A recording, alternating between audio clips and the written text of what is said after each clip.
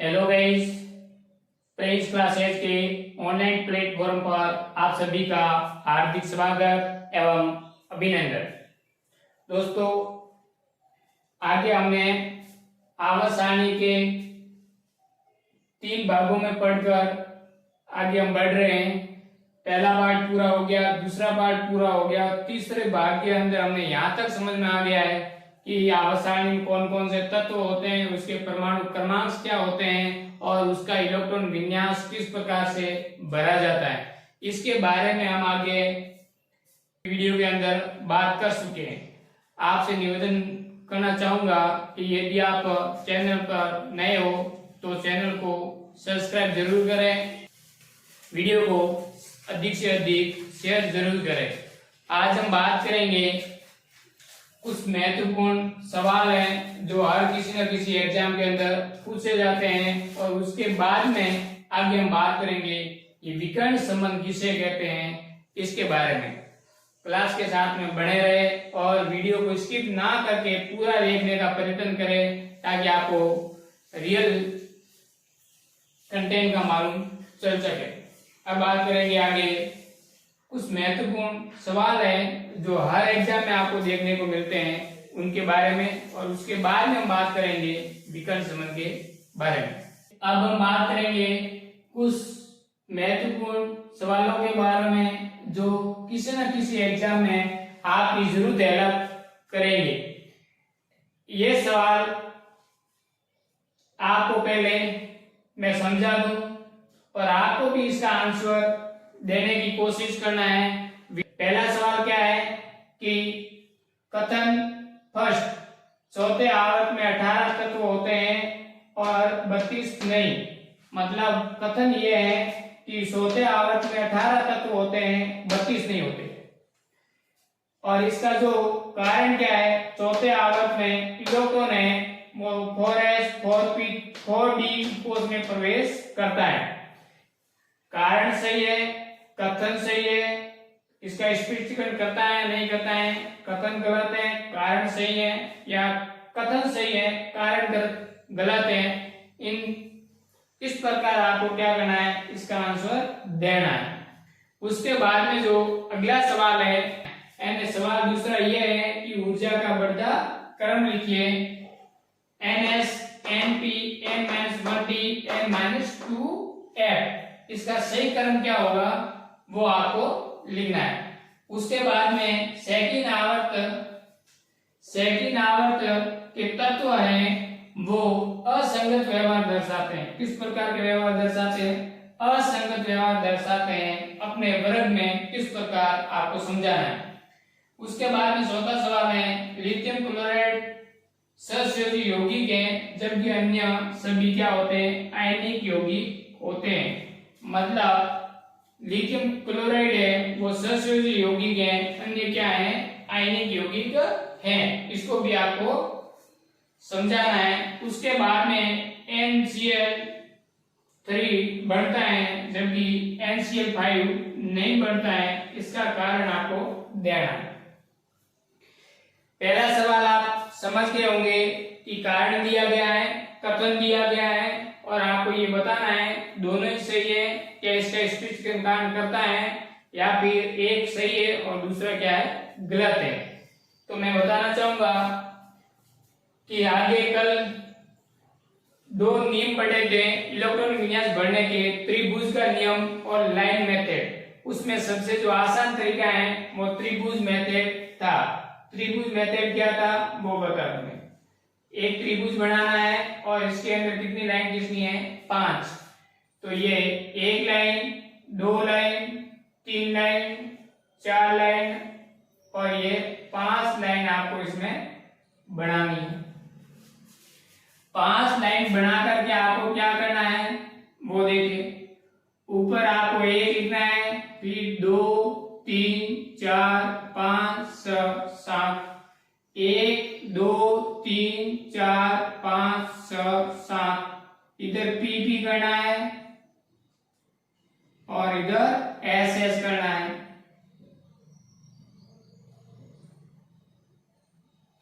अब क्या करना है, 2 लाइन खोल के यहां लिखना है 3d 4D 5D 6D। एक लाइन खोल देनी है, क्या लिखना है 4F 5F। अब देखिए कि जो आपके सामने सवाल दे रखा है इसका जो आंसर है वो किस प्रकार से आपको निकालना है। अब दोस्तों ये सवाल है कि फोर्थ आवर्त में 18 तत्व होते हैं, 32 नहीं। सही बात है। कारण क्या है, इसके अंदर इलेक्ट्रॉन है पहले 4s में जाता है, पहले 4s में जाता है, ठीक है। उसके बाद में 4p में जाता है, 4p में जाता है, ठीक है। उसके बाद में 4d में प्रवेश करता है, नहीं। इसके अंदर चौथे आवर्त में क्या आता है 3d आता है, 4f 4d नहीं आता है। तो उत्तर लिखोगे सी, और उत्तर में लिखोगे कि फोर्थ आवर्त में 4s 4p और 3d उपकोष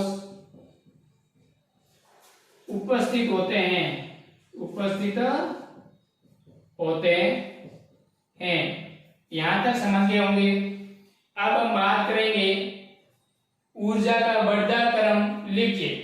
ऊर्जा का बढ़ता क्रम लिखते समय भी ये आपके जो दिया गया है त्रिभुज का नियम या त्रिभुज का विधि ये बहुत काम आएगी। कैसे काम आएगी वो देखो। यहाँ आपको F को दे रखा है, इसका मतलब हम बात करेंगे छठे और सातवें आवर्त के बारे में। तो हम सबसे पहले लिख देते हैं n का मान मैं क्या रख दूं, स रख दूं। तो जो ये दे रखा है इसका मान क्या हो जाएगा, n की जगह 6s 6p और 5c, सब में से गया 5d 5d और 4f, ये इसका मान आएगा। सब में से 2 गया तो क्या आ जाएगा 4। उसके बाद में आपको क्या करना है, जो त्रिभुज विधि है उसमें देखना है 6s पहले 6s आएगा, उसके बाद में 4f आएगा, उसके बाद में 5d आएगा और लास्ट में क्या आएगा 6p। इसका क्रम होगा वो ये नहीं होकर के ये होगा, आपको दिखाई दे रहा है। अब क्या करना है, s में s पहले आ रहा है ns, उसके बाद में f आ रहा है, तो f का मान यहाँ पर है n-2f। उसके बाद में d आ रहा है तो d वाला मान लिखेंगे n-1d। उसके बाद लास्ट में p आ रहा है तो p का मान लिखेंगे n-p। ये क्या है, ऊर्जा का बढ़ता क्रम। आपको समझ में आ गया होगा। और नीट के अंदर फर्स्ट गेट सेकंड गेट के अंदर ऐसे सवाल पूछे जाते हैं। अब हम बात करेंगे सेकंड आवर्त में लिथियम बेरिलियम के जो तत्व हैं, इस पूरे आवर्त की बात कर रहे हैं, वो असंगत व्यवहार दर्शाते हैं। क्या कारण है वो देखिए। अब यहाँ लिखा हुआ है कि ये लिथियम क्लोराइड सहसंयोजित यौगिक है, जबकि अन्य सभी क्या होते हैं आयनिक। इसका मतलब है कि ऊपर वाले क्या होते हैं वो अपने अन्य वर्ग की तुलना में जो दूसरा आवर्त है उसके तत्व क्या दर्शाते हैं, असंगत व्यवहार दर्शाते हैं। किस प्रकार से दर्शाते हैं, लिथियम क्लोराइड सहसंयोजी है, बाकी सब क्या है आयनिक है। ये NCl5 नहीं बनता है, बाकी PCl5 बनता है। ये नहीं बनता है, ये नहीं बनता, ये बनता है। ये सहसंयोजी है, बाकी सब क्या है आयनिक है। ये बेरिलियम क्लोराइड क्या है सहसंयोजी यौगिक है, जबकि बाकी सब क्या है आयनिक है। इस प्रकार के गुणों में आपको क्या देखने को मिलती है, विभिन्नता देखने को मिलती है। और उसका जो कारण है वो क्या है, उसका जो मुख्य कारण है वो 2 कारण है। किस प्रकार, पहला है छोटा आकार, यानी सेकंड आवर्त के जो तत्व हैं इसका आकार क्या है, साइज क्या है, छोटी है। और वर्ग में नीचे जाने पर सभी आवर्तों की जो साइज वर्ग में नीचे जाने पर सभी तत्वों का साइज क्या होता है, बढ़ता है। दूसरा कारण है रिक्त डी, दूसरा कारण है रिक्त डी की अनुपस्थिति,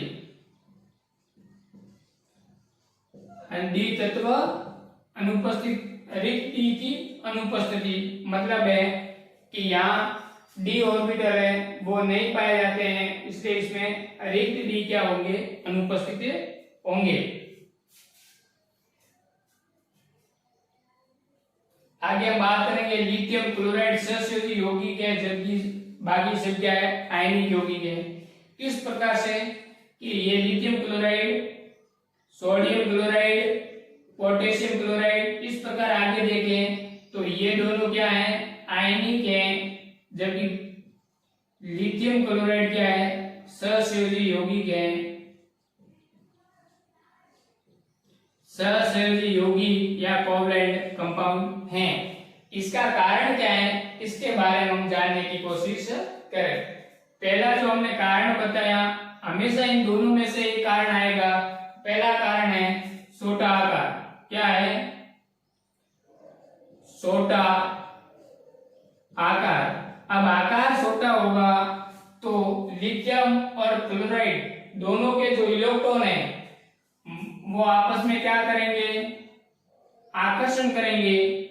छोटा आकार होने के कारण इसके जो इलेक्ट्रॉन है वह एक दूसरे आकर्षित होंगे और आकर्षित होने के कारण इसमें ध्रुवता पाई जाएंगी।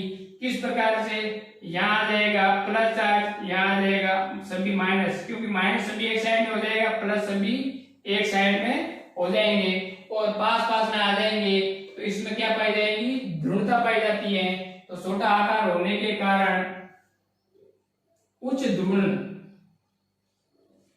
छोटा आकार होने के कारण उच्च ध्रुवता,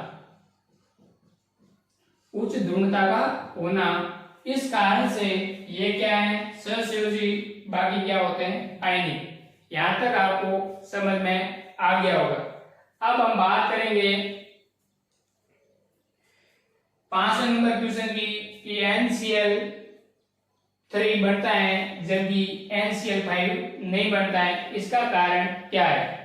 अब देखो इसका जो कारण है वो होगा, हम दूसरा कारण बताया, ये NCl3 बनता है, NPCl3 बनता है, आर्सेनिक ट्राइक्लोराइड बनता है, NCl5, PCl5, आर्सेनिक पेंटाक्लोराइड, ये सभी बनते हैं, मतलब ये सभी बनते हैं, लेकिन ये दोनों बनते हैं और ये नहीं बनता है, यानी नाइट्रोजन पेंटाक्लोराइड नहीं बनता है। इसका जो कारण है वो मुख्य कारण है रिक्त डी की अनुपस्थिति।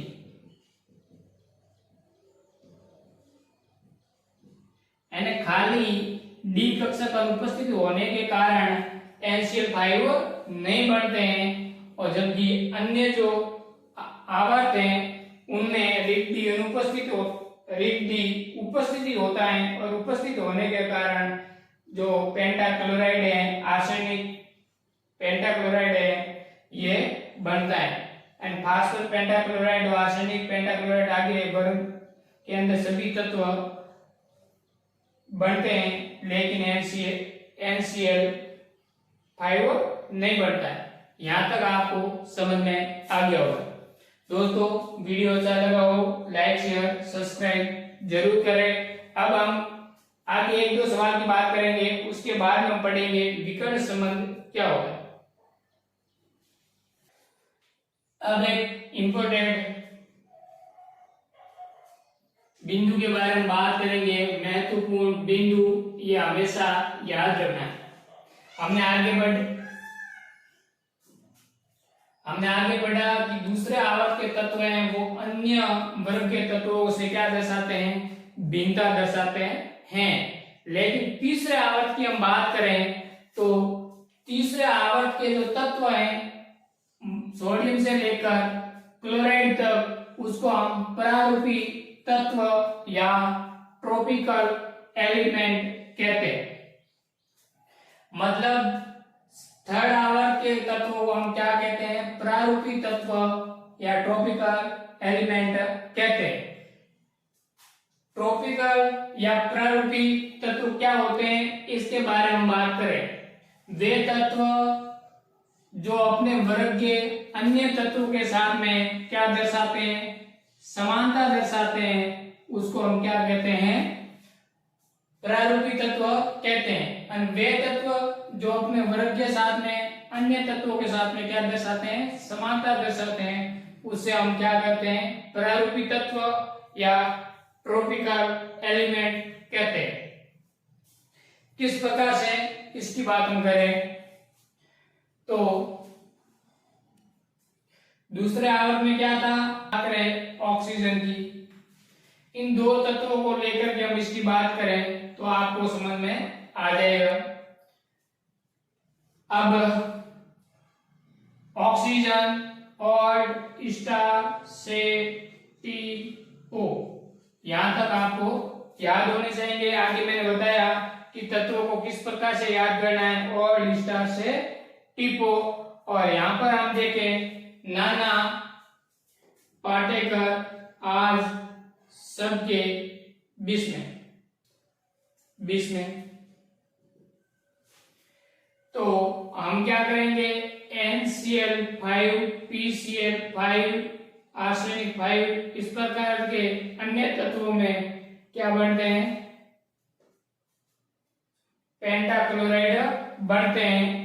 यानी NCl5 बनता है, PCl5 बनता है, आर्सेनिक पेंटाक्लोराइड बनता है, और एंटीमनी आगे तत्व जो भी विस्मित हैं ये पेंटाक्लोराइड बनाते हैं। लेकिन कौन सा क्लोराइड नहीं बनता है? तो आगे हमने पढ़ा कि NCl5 नहीं बनता है। अब हम बात करेंगे ऑक्सीजन फैमिली के जो तत्व हैं उसके बारे में। ऑक्सीजन तत्वों के जो फैमिली के तत्व कौन कौन से हैं? और स्टार से टी-पो। अब यह ध्यान ये रखना है कि ये कौन कौन से तत्व बनते हैं और कौन कौन से तत्व नहीं बनते हैं, इसके बारे में हम बात करेंगे। तो यहां बात करें F2S F2 SeF2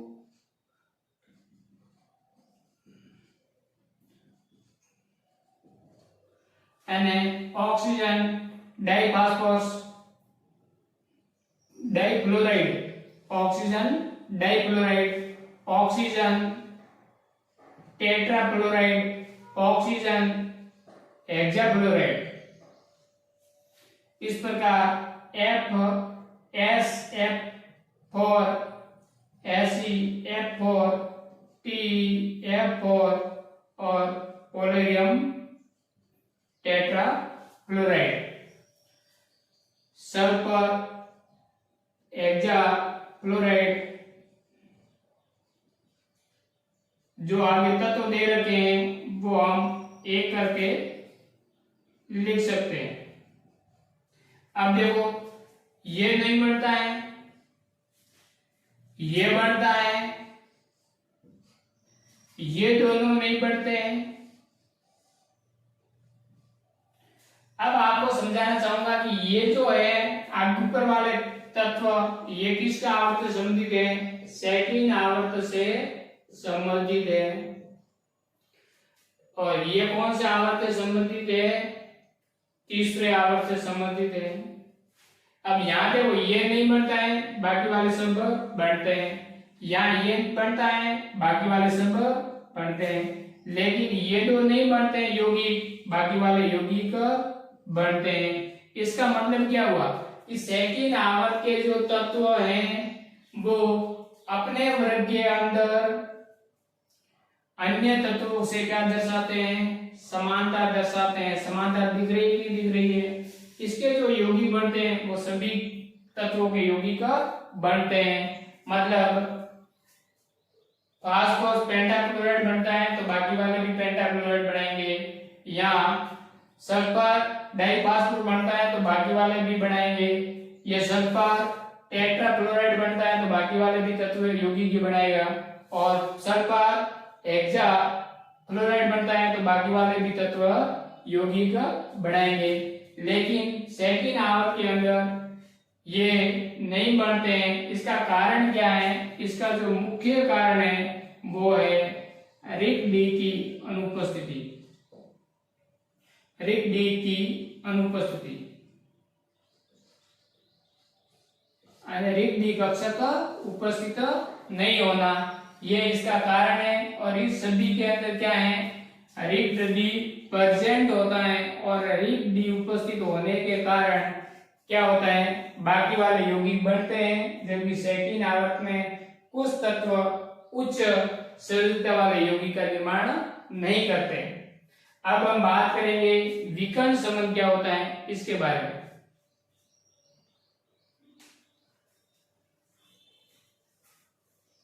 दोस्तों, अब हम पढ़ेंगे विकर्ण संबंध किसे कहते हैं। सवाल हर एग्जाम के अंदर पूछा जाता है कि निम्न में से कौन सा विकर्ण संबंध है और कौन सा विकर्ण संबंध नहीं है।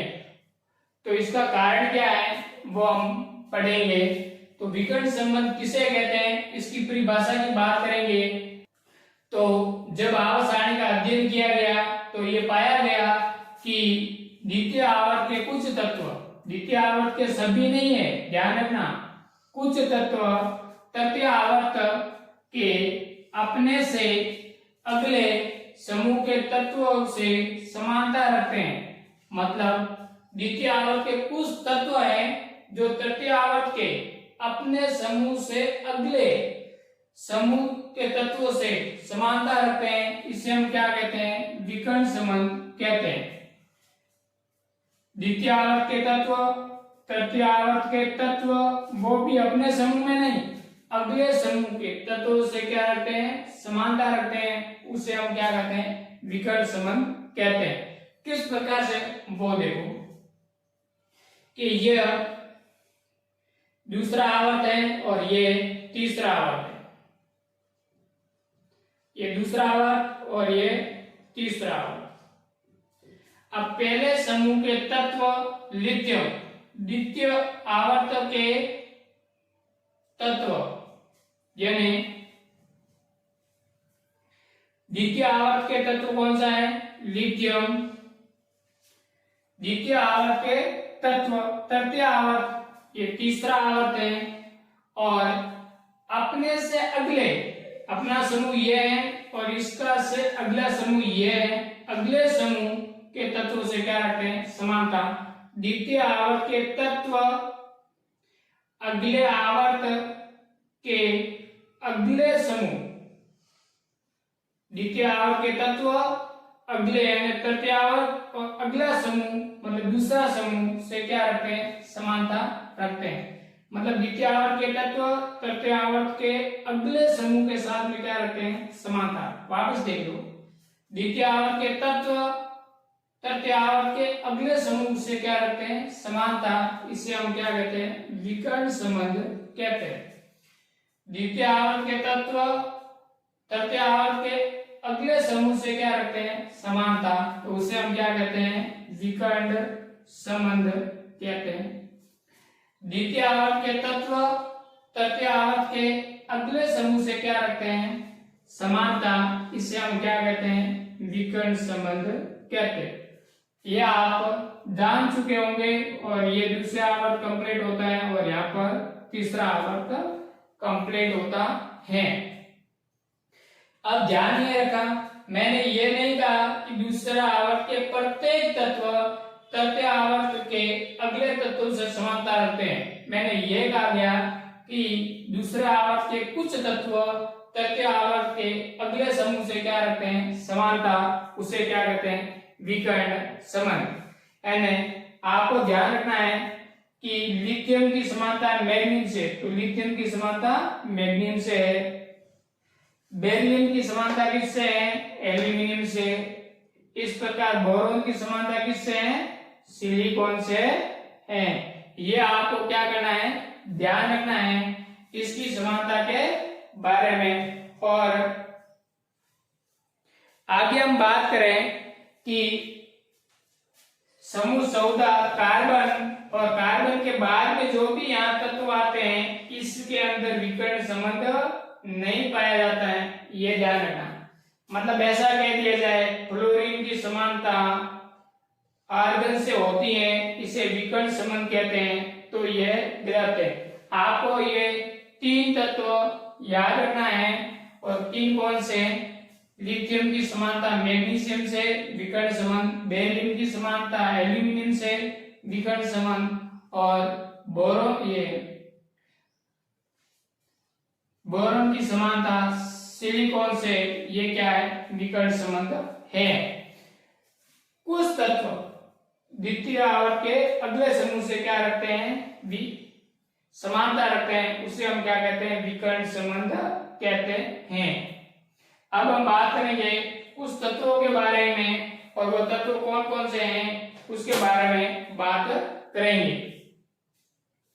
यहां तक आपको समझ में आ गया होगा कि विकर्ण संबंध किसे कहते हैं। अब हम बात करते हैं कि लिथियम क्लोराइड, और लिथियम क्लोराइड के बाद में यह समानता किससे रखेगा, अगले आवर्त के अगले समूह से, मैग्नीशियम, लिथियम क्लोराइड, और उसके बाद हम लिखेंगे मैग्नीशियम क्लोराइड। ये दोनों क्या है, सहसंयोजी यौगिक है, सहसंयोजी यौगिक है।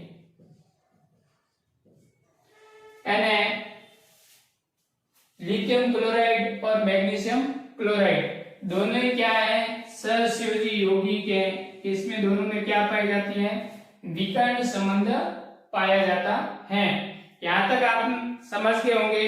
और आगे हम बात करें कि बेरिलियम ऑक्साइड और एल्यूमिनियम ऑक्साइड की, तो देखो ये बेरिलियम है और ऑक्साइड, और ये है एल्यूमिनियम ऑक्साइड। ये क्या है, दोनों उभयधर्मी है। क्या है, उभयधर्मी, एसिड और बेस दोनों के रूप में काम करते हैं, उसे हम क्या कहते हैं, उभयधर्मी। तो ये दोनों क्या है, उभयधर्मी। इसका एक कारण क्या है, विकर्ण संबंध। लिथियम क्लोराइड, मैग्नीशियम क्लोराइड, ये दोनों क्या है, सहसंयोजी, कारण विकर्ण संबंध। और बेरिलियम ऑक्साइड और एल्यूमिनियम ट्राइऑक्साइड, ये दोनों क्या है, उभयधर्मी है। इसका कारण क्या है, विकर्ण संबंध। अब बात करेंगे कि निम्न में से कौन सा उभयधर्मी यौगिक है।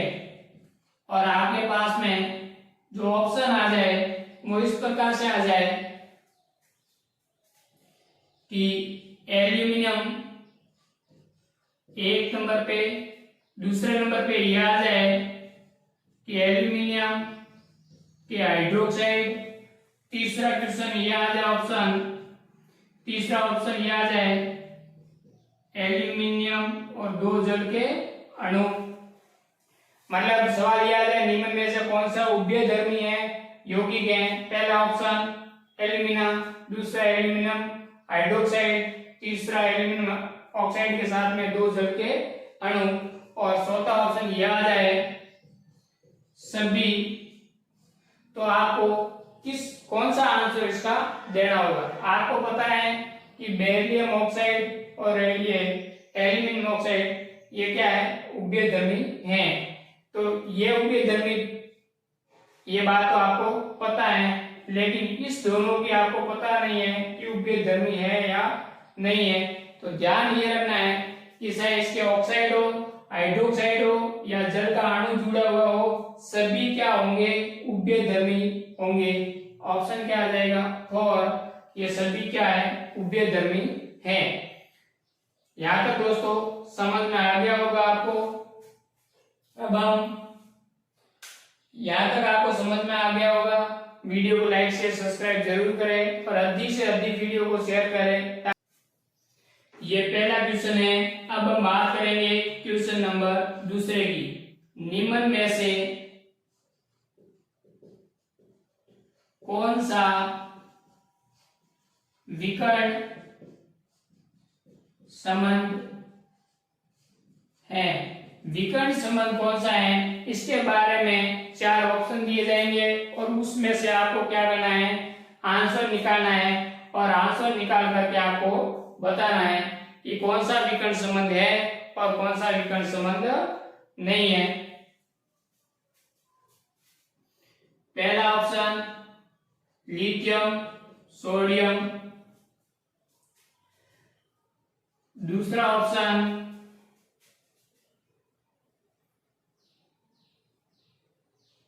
बेरिलियम सोडियम, तीसरा ऑप्शन ये फ्लोराइड आर्गन और चौथा ऑप्शन आपके पास में है बेरिलियम एल्यूमिनियम। कौन सा यौगिक है वो विकर्ण संबंध दर्शाता है? आपको पता है बेरिलियम एल्यूमिनियम से क्या करता है, विकर्ण संबंध दर्शाता है। ये आगे जाकर के विकर्ण संबंध नहीं दर्शाते हैं और ये दूसरे आवर्त का, ये पहले आवर्त का कभी नहीं दर्शाएगा। पहले का, ये भी पहले का है तो ये विकर्ण संबंध नहीं दर्शाएगा। यहाँ तक आपको समझ में आ गया होगा। ऐसे सवाल आए तो इसका आंसर आप आसानी से दे सकते हैं। विकर्ण संबंध के अंदर आपको ये ध्यान रखना है 3 यौगिक कौन किससे विकर्ण संबंध है और ये ध्यान रखना है उभयधर्मी है। यह अच्छा सवाल है। इसके हाइड्रोक्साइड हो, ऑक्साइड हो या जल के अणु हाइड्रेट जुड़े हुए हैं तो भी क्या होंगे, उभयधर्मी होंगे। और विकर्ण संबंध का किस प्रकार से सवाल आ सकता है ये भी हमने यहाँ बात की।